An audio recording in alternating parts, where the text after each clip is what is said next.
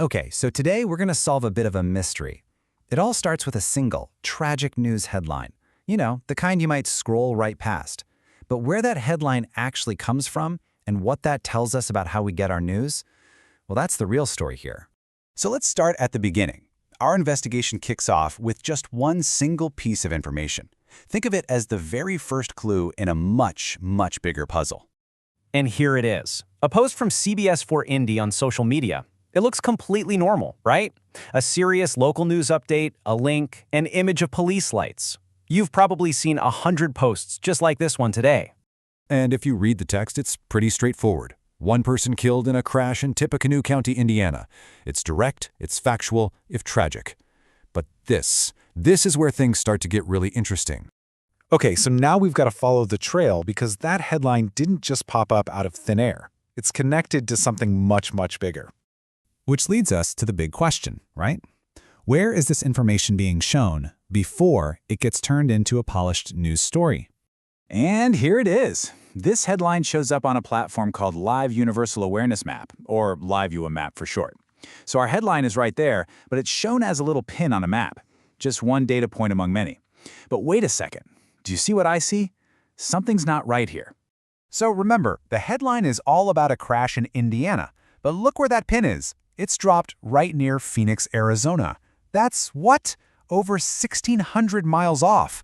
So what's going on? Is this just a huge mistake? Well, it turns out the platform itself kind of gives us a clue in its disclaimer. All events are geolocated approximately. What that tells you is that we're not dealing with your typical super precise news map. This is a totally different beast. You know that weird geographical mistake? That's our cue to zoom out.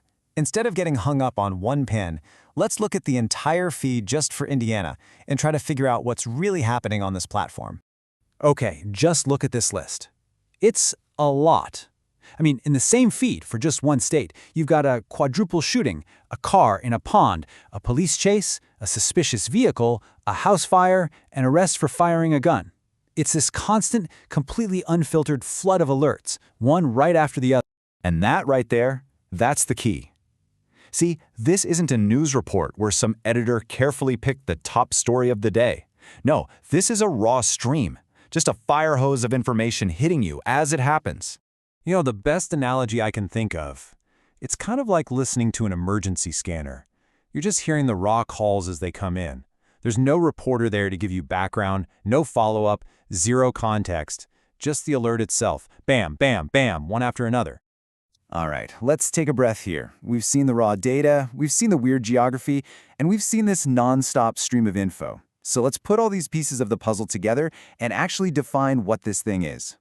Well, if you go right to the source, the platform calls itself an open data-driven media platform, and its main job is to cover security and conflict all around the world. So that feed from Indiana, that's just one tiny little corner of this massive global operation that's tracking everything from a car crash to a war zone. So a platform like this has some pretty obvious pros and cons, right?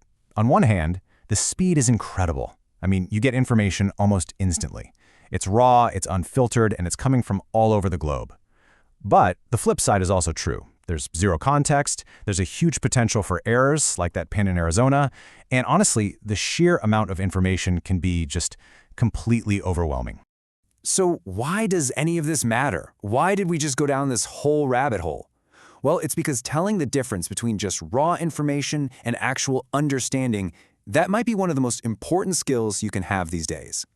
And really, the big takeaway is this.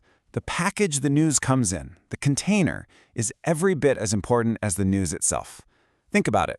A tweet, a pin on a map, and a full reported-out news article are three totally different things, even if they all start with the exact same sentence. And this right here really breaks it all down. A raw data feed, it's instant, it's unverified, it's just a single moment in time with no story attached. But a finished news story, that's been researched, it's been fact-checked, it provides context, a narrative. It aims to give you the full picture. Basically, one is a clue and the other is the solved case. Now, both have their place, for sure, but they are absolutely not the same thing. And all of this leaves us with one last really big question. In a world where we can get this constant stream of raw, unverified info from literally anywhere, anytime, who's responsible for figuring out the context? Is it the platform's job? Or Maybe. Is it ours?